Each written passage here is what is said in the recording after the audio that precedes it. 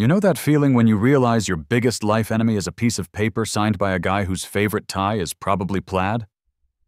Yeah, that was me, Leo Maxwell, staring down the barrel of a certified letter from the Pristine Pines Homeowners Association. I'd just finished my masterpiece. Now, calling it a masterpiece might be stretching the truth.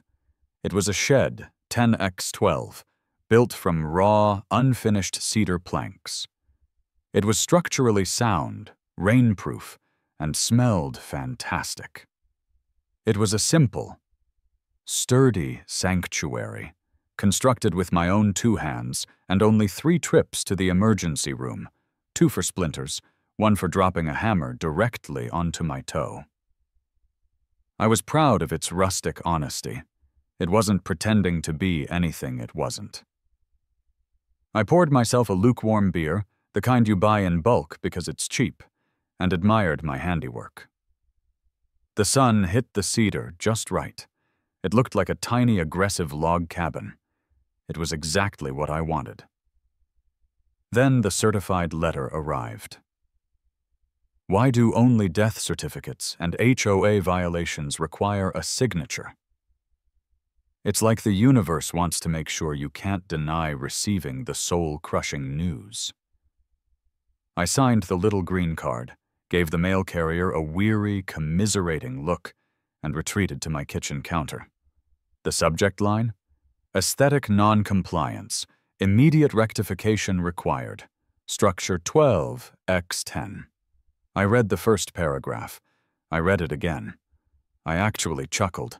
A dry, bitter sound that tasted like regret. They called my shed aggressively rustic. Aggressively rustic? What does that even mean? Is it threatening?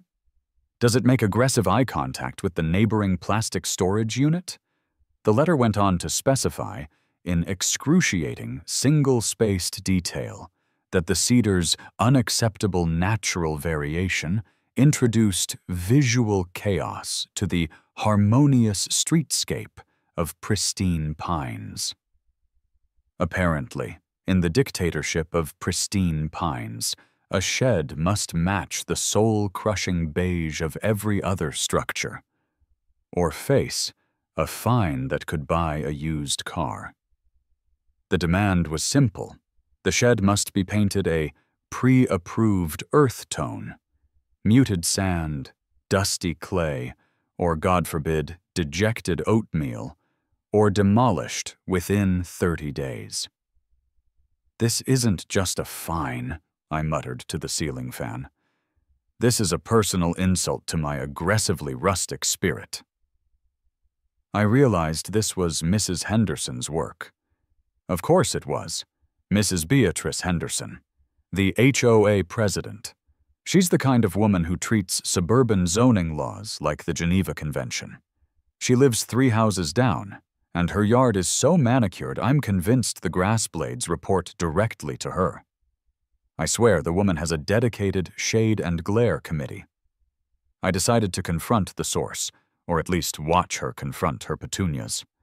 I wandered out front, clutching the violation letter like a divorce decree. Sure enough, there she was. 5 minutes later, dressed in a perfectly ironed pastel polo shirt and gardening gloves. That looked cleaner than my dinner plates. She was pruning her hedges, but pruning makes it sound gentle. She was performing a highly surgical, militaristic reduction of a boxwood. "Good afternoon, Leo," she said, without turning around, her voice unnervingly cheerful and clipped. She knew I was coming. They always know. "Mrs. Henderson," I replied, trying to sound reasonable, which, as a rule, is a losing strategy in an HOA confrontation. "I received this." I rattled the thick paper. She paused, snipped a tiny rogue leaf, and finally turned, giving me the slow, judgmental once-over. The look she gave me wasn't one of neighborly concern. It was the look a traffic cop gives a rusty minivan. "Yes, Leo. Section 4, subparagraph C, point 17. Exterior structures. It's quite clear. Unfinished lumber is a known harbinger of blight.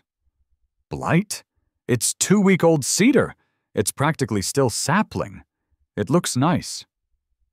Nice, she sniffed, emphasizing the word like it was a contagious disease. Nice is subjective. Compliance is absolute.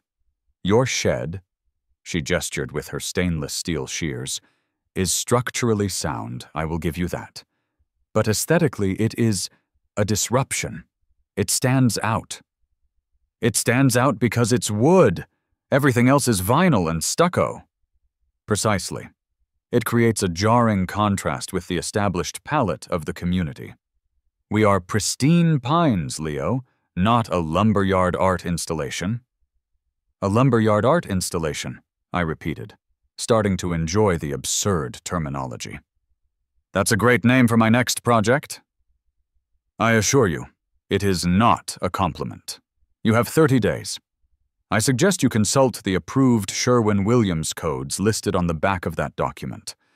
I prefer muted sand. It blends. It soothes. Muted sand sounds like a very expensive brand of depression, Mrs. Henderson. She just smiled, that tight, HOA president smile that promises misery. Humor is no defense against a daily fine, Leo. I'm trying to help you avoid further unpleasantness. I knew she wasn't trying to help me. She was establishing dominance. This wasn't about the color of the wood. This was about her power over my square footage. I retreated back inside, the fine print of the document swimming before my eyes. The fines started small, but they doubled after 10 days and tripled after 20. Demolition was the final, nuclear option.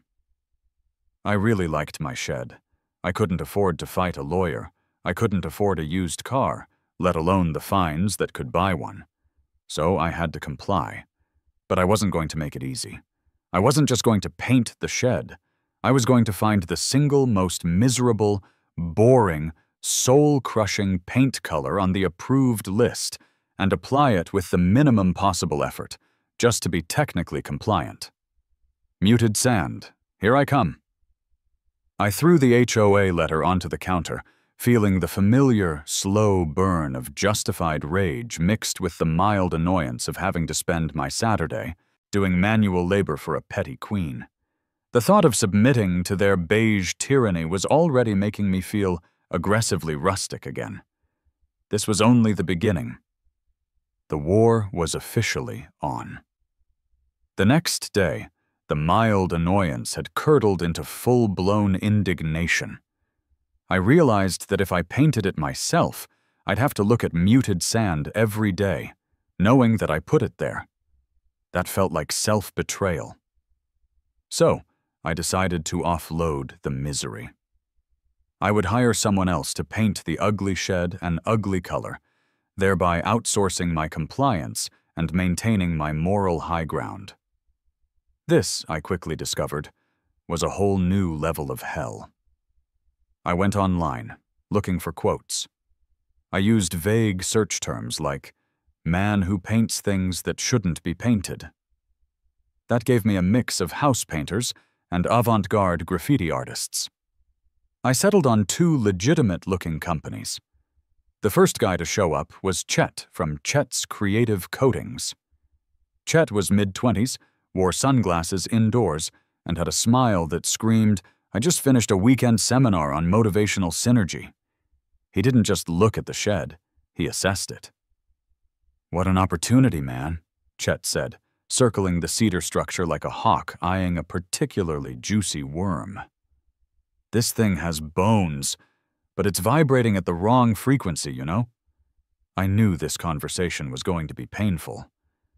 It's a storage unit, Chet. It holds my lawnmower and some old hockey sticks.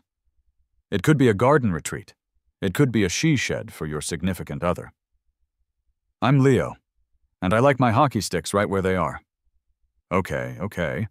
But we're talking compliance, right? Pristine pines, the big beige beast, I know them well. Mrs. Henderson is a classic high-vibration client. She wants seamless tranquility. We can give her seamless tranquility, but we can also give you value. He pulled a pristine iPad out of his cargo shorts. I just need it painted muted sand. Simple coat, exterior, cedar. Chet scrolled past several glossy images of homes that looked like they belonged on a different planet. Right, the sand. But Leo, think big picture. When we paint, we need prep. This cedar is thirsty. If we just hit it with sand, you'll be doing this again in 3 years. We need to lock that wood down. Lock it down? Yeah, man. We're talking a triple action sealant system. Think of it like this. The shed is your spirit. The sealant is your life coach. It prevents external negativity from penetrating your core. We use the gold package. 3 coats of primer, an anti-moss additive, and a visual noise reduction top coat. Visual noise reduction? I sighed, rubbing my temples. Chet, the shed is 10 feet from a major road. The visual noise is a 1998 Toyota Corolla backfiring. I just need beige paint. But imagine, Leo, if we add some trim just around the door frame, a nice complementary tone. How about subtle khaki? It breaks up the monotony. It gives the eye a journey. I don't want my shed to take my eye on a journey, Chet. I want it to sit there and hold my snow shovels, and subtle khaki is not on the approved list. We can file a variance. I do that all the time. I have a whole section on my website dedicated to variance victory stories. I'll tell you what, for the gold package, sealant, 3 primers, anti-moss, noise reduction, and a complimentary subtle khaki door trim, I can do it all for $6,500. I choked on my lukewarm beer, which I had inexplicably brought outside. $6,500 for a coat of paint on a 10 IPS 12 box? That's more than I paid for the wood, the roof, the nails, and the hammer I dropped on my foot combined. But you're investing in your future aesthetic. Think of the resale value. Think of the peace of mind. My peace of mind is currently being attacked by your pricing model, Chet. Look, I appreciate the enthusiasm, but I'm going to need something a lot closer to Guy with a roller and a bucket. Chet pulled down his sunglasses, revealing eyes that looked genuinely disappointed in my lack of entrepreneurial spirit. Leo, you're thinking small. You're thinking pre-compliance. I'm offering proactive aesthetic defense. Give it a thought. My quote is good for 24 hours. Namaste. He left, smelling faintly of expensive cologne and existential dread. I crumpled his ridiculously glossy flyer. $6,500. I could almost hear Mrs. Henderson cackling from her aggressively manicured lawn. Contractor number 2, a man named Bob from Bob's Budget Brushwork, arrived an hour later. Bob was the anti-Chet. He wore paint-splattered jeans, a hat promoting a tractor company, and looked like he hadn't smiled since 1987. He didn't greet me. He just stared at the shed, pulled a stubby pencil out from behind his ear, and grunted. "HOA?" he asked. It wasn't a question. It was a statement of fact, delivered with the weary resignation of a man who has seen too much beige. "HOA," I confirmed. "They want muted sand. Or dusty clay. Something depressing." "Yeah, they always do. I did 3 of these last month. All different variations of dirt I've already walked through. It's a sickness, man." "So you get it?" I asked, suddenly hopeful. Maybe I had found a kindred spirit. "I get that I get paid. You want the shed painted? I paint the shed. I don't ask questions. Asking questions is how you end up in court with a woman named Beatrice." "You know Mrs. Henderson?" Bob shuddered visibly. "We have history. She tried to find me because my ladder left an unauthorized indentation in her driveway once. She's a zealot. A beige, unforgiving zealot." I felt a surge of respect for Bob. "So, knowing the quality of the cedar and the job. Just a simple, single-color application. What are we looking at?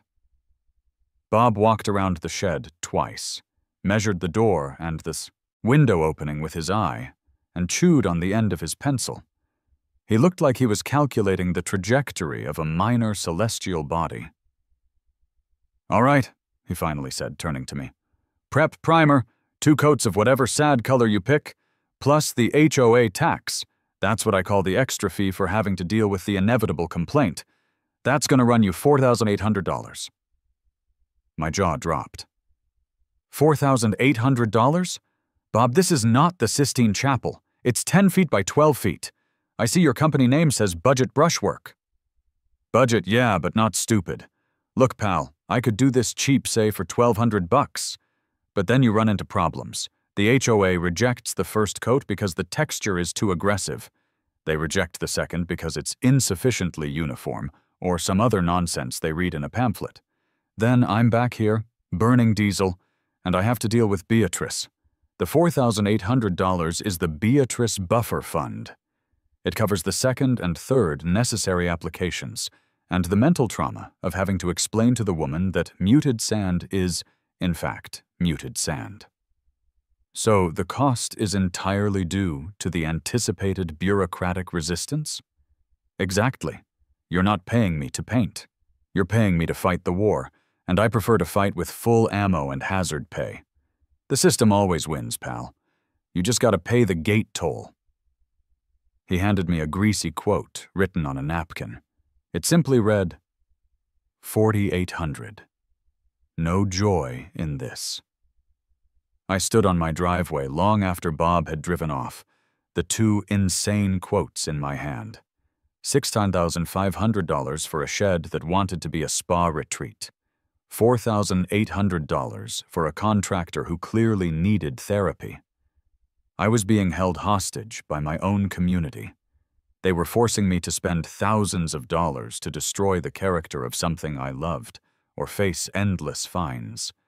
The fines were a power play. The cost of compliance was extortion. I went back to the HOA letter, reading the fine print for the 100th time.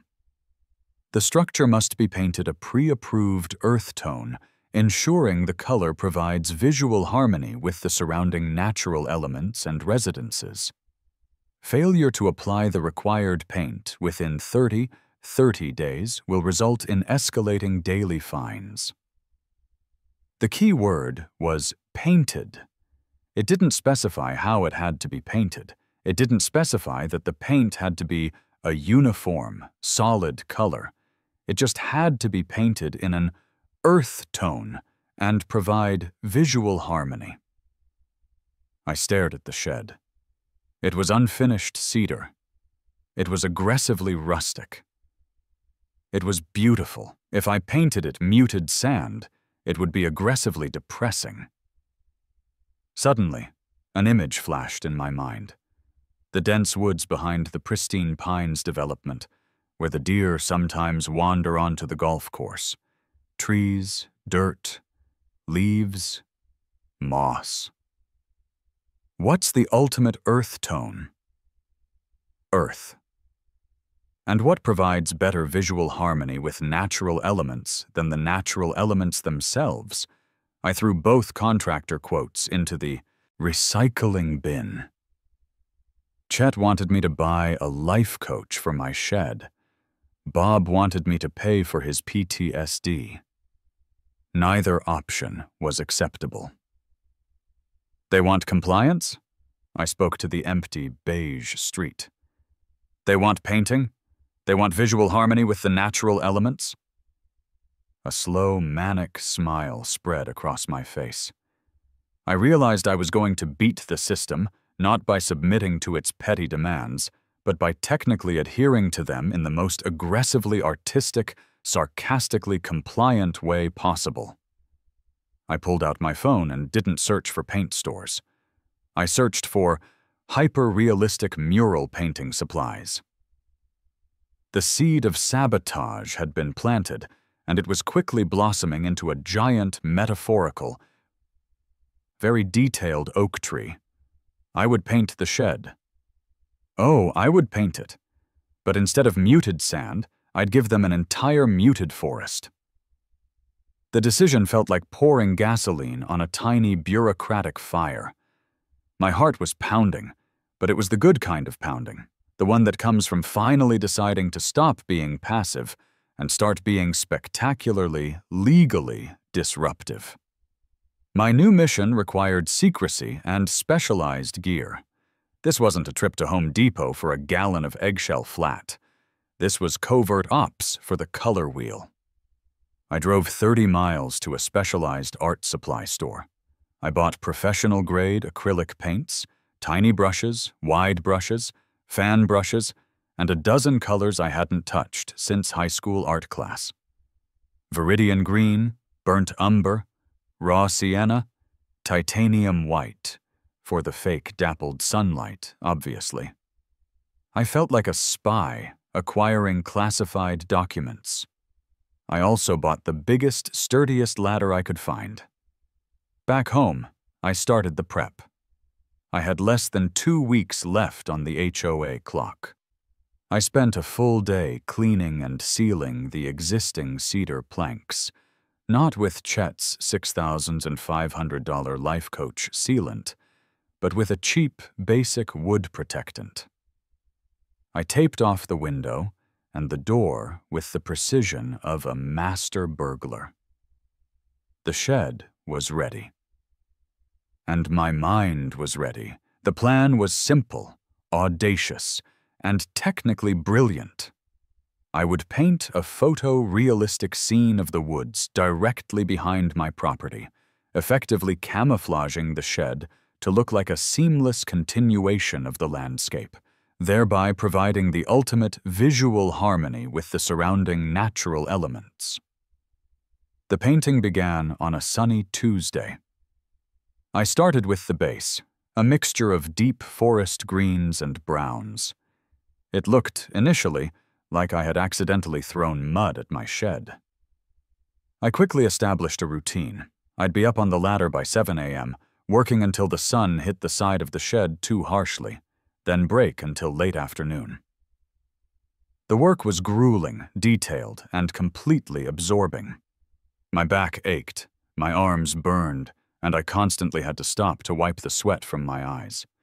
But every time I stepped back, I saw the chaos transforming into order, the aggressive cedar disappearing beneath a layer of aggressive artistry. The neighbors' reactions were instantaneous and provided all the fuel I needed. Day 3. The base coat. Mr. Peterson, an elderly gentleman who mostly judges people's recycling sorting, walked by with his Yorkshire Terrier. "Leo, what in the blazes are you doing?" he called out, shielding his eyes. I carefully painted a thin strip of faux bark. "Just complying, Mr. Peterson. The HOA required I paint the shed. I am painting it." "But it's green and brown. And messy. I thought you were supposed to use muted sand." "Ah, but muted sand is just a suggestion, sir. The rule states a pre-approved earth tone, and last I checked, the earth is composed primarily of dirt, trees, and moss. I am simply providing a comprehensive catalog of earth tones. It's an educational mural, really." Mr. Peterson squinted at the shed, then at his Yorkie, then back at the shed. He was thoroughly confused. "It looks like someone spilled a giant smoothie on your shed, Leo." He walked away, shaking his head. Day 5. The mid-layer and faux texture. This is where the realism started to kick in. I was using a dry brush technique to create the texture of bark, the tiny shadows of leaves, and the depth of field. I even included a little faux moss growing in a corner. Mrs. Henderson's niece, Brittany, who I swear reports directly to her aunt, jogged by. She stopped dead. "Oh my God, Leo, is that a tree?" "No, Brittany," I corrected her patiently, putting a faint highlight on a faux branch.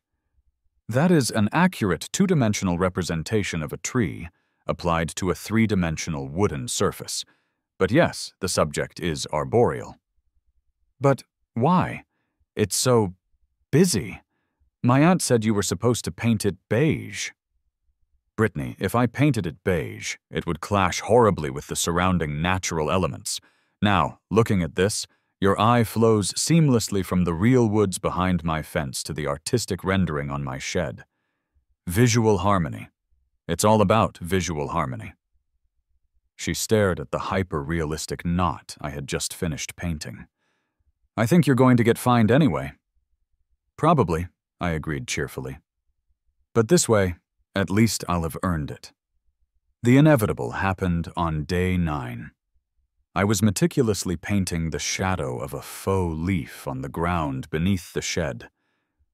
Because commitment, when I heard a slow, official vehicle pull up. It wasn't a patrol car, but a white SUV with pristine Pines Community Safety emblazoned on the side. Close enough.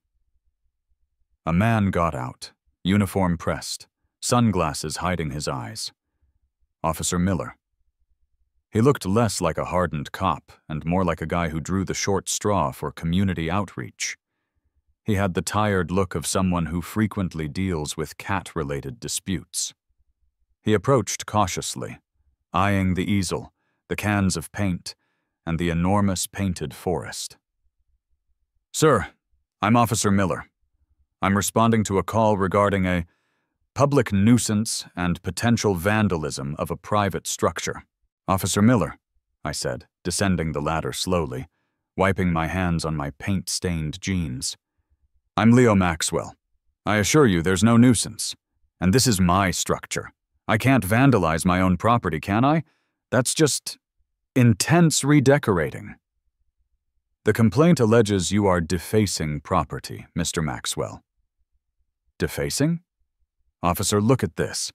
Doesn't this look like a beautiful, serene, meticulously rendered forest?" He squinted at the shed, his expression unreadable behind the shades. He walked right up to it, poked it tentatively, and confirmed it was, in fact, wood. "It is very realistic. I thought there was a bush growing right here for a second." He pointed to my best bit of faux moss. "Thank you. High praise. Now, the reason I'm doing this," I explained, gesturing to the HOA letter tacked to the wall, "is compliance. The HOA demanded the shed be painted in a pre-approved earth tone to ensure visual harmony." I pulled out the letter and pointed to the relevant section. "See? Must be painted a pre-approved earth tone, ensuring the color provides visual harmony with the surrounding natural elements." "Officer, what is more earth tone than the earth itself? I have burnt umber for the dirt, sap green for the leaves, and raw sienna for the dying grass at the base. It is literally all earth tones." Officer Miller sighed, pulling off his sunglasses to reveal eyes that were profoundly bored. "Mr. Maxwell, this is definitely a new one. The complaint came from a Mrs. Beatrice Henderson. She says it's misleading and provocative." "Is provocative illegal, officer?" "No, sir, it is not." "Is the structure painted?" He looked at the shed. He looked at the vast array of paint cans. He looked back at the shed. "Yes, the structure is painted." "Is the paint derived from the Earth's natural colors, i.e. earth tones?" "Yes, technically speaking, every color is an earth tone, but I know what you mean. Green, brown, it's certainly natural. And does it create visual harmony with the surrounding natural elements?" I pointed dramatically at the real woods behind my fence. "It literally blends in with the surrounding natural elements. It's a camouflage shed. It's the visual harmony equivalent of a choir singing the same note." Officer Miller ran a hand over his clean-shaven head. "Mr. Maxwell, I am a community safety officer. I deal with property damage, noise violations, and occasionally rogue sprinklers. I am not an art critic or a zoning enforcement agent. I can confirm that no criminal activity is taking place. You are on your own property, painting your own structure, and you are demonstrably painting it. This is a civil matter. It's an HOA issue. He looked at the shed one last time, a flicker of something like admiration in his eyes. Good job on the bark, though. That looks great. Thank you, officer. Tell Mrs. Henderson I appreciate her interest in my artistic process, an officer. Miller chuckled. A quiet, professional chuckle. I'll make sure to note that in my report. Have a good day, sir. And maybe keep the ladder off the sidewalk when you're not using it. Will do, officer. He drove off. The victory felt monumental. I hadn't just avoided a fine. I had achieved police-validated compliance. The shed was painted. The police couldn't stop me. Now it was just me versus the bureaucracy. I finished the final touches that evening. A few stray leaves floating in the painted wind. A tiny painted cardinal perched on a painted branch. The transformation was complete. It wasn't just a shed anymore. It was an aggressively rustic, hyper-realistic, two-dimensional section of the Pacific Northwest, stuck right in the middle of pristine Pines, New Jersey. The moment of triumph was short-lived. Just as I was putting my brushes away, I saw a familiar pastel polo shirt marching toward my house. Mrs. Henderson didn't need to knock. She slipped an official heavy-stock envelope under my door. It was the demand for a second emergency meeting. My compliance was apparently going to be challenged again. "Oh, Beatrice," I whispered, holding the envelope. "You poor beige woman. You have no idea what you've started." The next day, the world came to my driveway. I woke up expecting a confrontation with Mrs. Henderson, not global, or at least regional, fame. I made coffee, feeling stiff, and checked my phone. It was blinking like a police car during a high-speed chase. My little corner of the internet, a local suburban Facebook group, had exploded. But it wasn't just the local group. My shed was trending on Nextdoor and inexplicably had a solid 10K likes on a Reddit thread titled "Local Man Gives HOA the Middle Finger with a Paintbrush." It turned out that Brittany, Mrs. Henderson's snooping niece, had posted a photo of the completed shed with a caption dripping with suburban drama. "My aunt's having an emergency meeting about this. He painted his shed like the woods. Is this a violation or genius?" The comments section was a beautiful, chaotic symphony of support. "Absolute genius. Zoning laws are for the meek. This guy is a legend. I'm painting my house to look like the ocean now. Take that, HOA. Hatch Shed Guy 2024. He's the hero we need." I love the sheer, petty commitment. He complied so hard he broke the rules. I spent 2 hours reading comments, laughing so hard my abs started to hurt. The best part? Someone had dubbed the shed the aggressively compliant forest box. I loved it. The virality had consequences. At 11 a.m., a beat-up news van from a local affiliate, Channel 9, pulled into my driveway. I knew it was serious because the lead reporter, a woman named Chelsea, was wearing a blazer and jeans. That's field reporter attire. Half professional, half ready to run. Chelsea, followed by a cameraman who looked equally bored but slightly intrigued, marched toward the aggressively compliant forest box. "Mr. Maxwell? Leo Maxwell?" Chelsea asked, holding out a microphone with a Channel 9 logo the size of a dinner plate. "The one and only," I said, leaning against my front door, pretending I wasn't drinking day-old coffee. "To what do I owe the distinct pleasure of a media swarm?" "We're here about the shed. It's trending. The internet is calling it The Great Shed Rebellion. Can you tell us why you decided to paint a hyper-realistic forest mural instead of muted sand? This was my moment. I adopted a look of bewildered, sincere compliance. Well, Chelsea, I'm a simple man. I received a notice from the HOA demanding two things. 1, the shed must be painted an approved earth tone. 2, the color must provide visual harmony with the surrounding natural elements. Now, I looked at muted sand, and I thought, does muted sand truly harmonize with that beautiful oak tree? It does not. It clashes. So I took the logical step. I painted the oak tree onto the shed. I have applied every approved earth tone, brown, green, black, white, in one cohesive artistic installation. I was simply following the letter of their law. I was being, dare I say it, aggressively compliant. The cameraman zoomed in on the hyper-realistic knot in the cedar. And what has the HOA's reaction been to your compliance?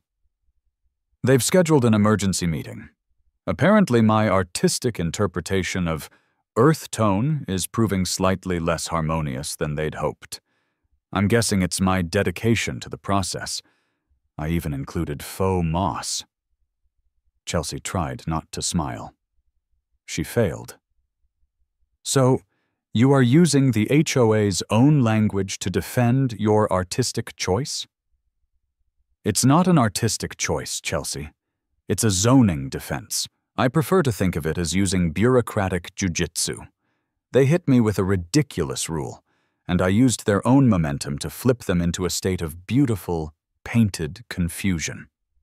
The interview went on for 10 glorious minutes.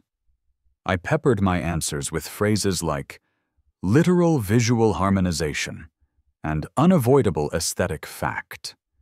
It was a masterpiece of deadpan suburban outrage. Later that afternoon, the mail came again. Another thick envelope, this time containing the agenda for the Special Emergency Zoning and Aesthetics Review meeting. The document was incredible. They had clearly hired a panicked, overpaid lawyer to scour the entire HOA charter for anything at all, that could condemn the shed. They found it. The new allegation was under Section 6, subparagraph D, point 4. Misrepresentation of property boundaries and disguise of a structure. The text, which looked like it was written in 1978 to stop someone from building a fake well, read, "No exterior element, application, or structure shall be utilized to disguise the true nature or location of a property boundary, structure, or utility easement. All structures must be clearly delineated from the natural surroundings." They're saying my shed is too good at blending in, I laughed to myself, pacing my living room. They're saying my shed is a ninja, an aesthetic fugitive. This is fantastic. The agenda also included a mandatory speaking slot for Mrs. Henderson, detailing the clear and present danger of my deceptive and provocative facade. The meeting was scheduled for the next night in the community center, which naturally was painted muted sand. I showed up 10 minutes late, armed with a printout of the Reddit thread, my original HOA notice, and a confident, slightly smug grin. The room was packed. Not just with neighbors, but with people I didn't recognize. Media, probably, and a bunch of bored-looking folks who just wanted to watch the suburban drama unfold. Mrs. Henderson was seated at the head of a long table, flanked by the two other board members, Mr. Jenkins, who always looked like he was about to fall asleep, and Miss Chavez, who looked genuinely terrified. Mrs. Henderson banged her gavel, a cheap wooden one that sounded pathetically small. "Order! Order, please! The purpose of this special meeting is the immediate remediation of the structure belonging to Mr. Leo Maxwell, which has caused unprecedented disturbance and neighborhood distress. She launched into her attack. Mr. Maxwell has engaged in a calculated act of defiance. When presented with a clear request for a solid, uniform, pre-approved color, he chose instead to apply what can only be described as a two-dimensional visual fraud. He has attempted to disguise his property as a forest, thereby violating Section 6, subparagraph D, point 4, misrepresentation of property boundaries. The room murmured. I raised my hand politely. Madam President? Yes, Mr. Maxwell, she ground out, clearly wishing she could just fine my hand. I have a simple, two-part defense, based entirely on the documents you yourself provided. Part 1. The original notice. It required the shed be painted in an earth tone, providing visual harmony with the surrounding natural elements. I have done that. The police officer who responded to your call confirmed the structure is painted. Do we agree the structure is painted? Mrs. Henderson hesitated. It is covered in pigment, yes, but thank you. Part 2. The new charge. Misrepresentation of property boundaries. This rule is designed to prevent me from building a fence that looks like a hedge and therefore confuses people about the property line. But Mrs. Henderson and board members, I ask you, does my shed confuse anyone? I leaned forward, addressing the entire room. Has anyone here, in the last week, attempted to walk through my painted shed, believing it to be the actual woods? Has anyone attempted to climb my painted pine tree? Has anyone tried to gather firewood from my painted bark? Of course not. It is clearly a box. It has a door. It has a lock. It is delineated by its very nature as a building. I pointed to my printout of the Reddit thread. The internet is calling it a shed. The news calls it a shed. The only people confused are the three people sitting at that table, who are confusing artistic expression with deceptive landscaping. I then pulled my ace. Furthermore, if the shed is too realistic, if it is that visually harmonious, then it is perfectly fulfilling the requirements of the first violation notice, which you are now implicitly contradicting with the second violation notice. You are saying the paint job is both not compliant enough because it's not muted sand, and too compliant because it blends too well. The whole room burst out laughing. Mrs. Henderson's face went from pale to a startling shade of raw sienna. The community center audience was now entirely on my side, having recognized the beautiful, circular stupidity of the HOA's argument.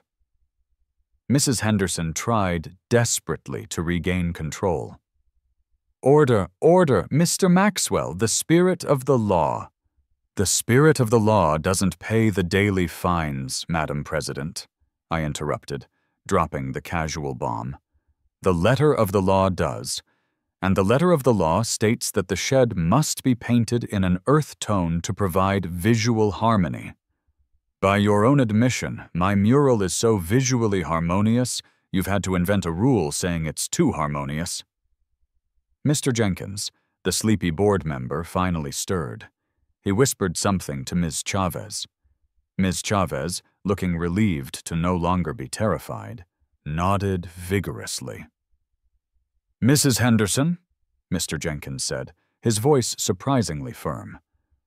I agree with Mr. Maxwell. The original notice only required the structure to be painted and comply with the earth tone requirement. He has done so. The accusation of misrepresentation is flimsy, given that the structure is clearly recognizable as a shed. We cannot fine someone for being too aesthetically compliant with the natural elements. It sets a dangerous precedent. Mrs. Henderson looked like she had just swallowed a whole burnt umber paint chip. "But the neighborhood palette! The integrity of pristine pines!" "The integrity of pristine pines is not measured in beige paint, Beatrice," Ms. Chavez added, finding her courage. "It's measured in community spirit, which, I might add, is currently cheering for the shed." It was a total, beautiful rout. Cornered by logic, public opinion, and the sudden, surprising rebellion of her own board members, Mrs. Henderson had nowhere left to go. She slammed the gavel down one last time. It was the sound of bureaucratic defeat. "Fine. Fine. The board moves to find that the structure at 1442 Evergreen Terrace is, technically, in compliance with the aesthetic code, having been painted in a variety of pre-approved earth tones. The previous violation notice is rescinded. However," she added, glaring at me with the heat of 1,000 suns, "the board will be immediately revising Section 4, subparagraph C, point 17, to explicitly require a uniform, non-representational application of paint." I beamed. "I look forward to reviewing the new, aggressively specific code, Madam President." I hadn't just won the fight. I had forced them to do administrative busywork. That's the real victory. I walked out of the muted sand community center and into the night air, feeling 10,000 words lighter. The crowd cheered. I was the shed guy. The mural is still there today. It's been 3 years. The acrylic is holding up great, probably because I didn't use Chet's expensive Life Coach sealant. The best part? The neighborhood changed. Not overnight, but subtly. After the shed rebellion, people seemed to feel permission to inject a little personality into their property. Mr. Peterson added a tiny, brightly colored birdhouse. Ms. Chavez started leaving out ceramic gnomes. And Mrs. Henderson? She was seen, a month after the meeting, furiously painting her own utility shed. Not muted sand. She painted it a very pale green, a sort of dejected sage. It was a pathetic, transparent attempt to emulate my natural look without sacrificing her soul to real color. It failed. It looks like a giant, slightly seasick pistachio. I learned 2 things from this entire, ridiculous ordeal. First, never let bureaucracy tell you what colors to use. Second, the best way to fight a ridiculous rule is to comply with it so completely and aggressively that the resulting situation becomes legally, logically, and aesthetically untenable for the rule makers. I'm currently working on my next project. The HOA covenant says nothing about planting an illegal amount of tomatoes, and I'm pretty sure a trellis designed to look like a hyper-realistic replica of a decommissioned space shuttle is technically a garden support structure. They thought they could mandate my aesthetic, but they forgot one thing. Bureaucracy is no match for a guy with a paintbrush, a grudge, and a healthy dose of pure, unadulterated snarkin. The aggressively compliant forest box is still ugly, in its own glorious, aggressively rustic, painted to look like a forest way. And Mrs. Henderson is still glaring. Victory never smelled so much like cedar, high-grade acrylics, and the sweet, sweet scent of bureaucratic defeat.